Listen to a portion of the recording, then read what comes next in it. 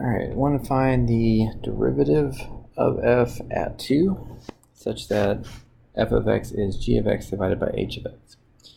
Now, one thing on this question that is, I'm sure, very tempting to do is, and this is not correct, but you might be tempted to say, well, the derivative of f, I'll just take the derivative of g over the derivative of h.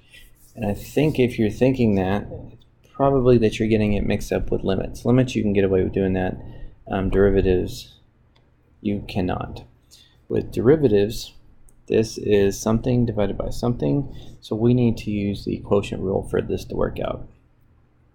So the quotient rule says take the derivative of the numerator times the denominator, subtract the derivative of the denominator times the numerator, and put it over the denominator squared. So there's the derivative of f for any value of x, and I'm interested in finding the derivative of f at 2. So, well, let's actually, instead of rewriting all this, let's just say we're going to find 2. So 2.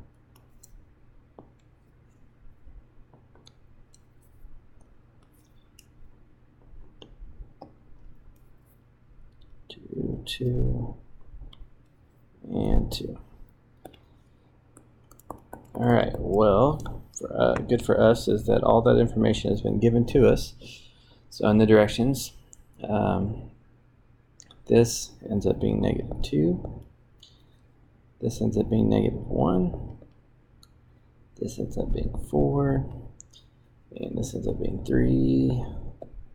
And h of 2 squared, -1 times -1 would be +1.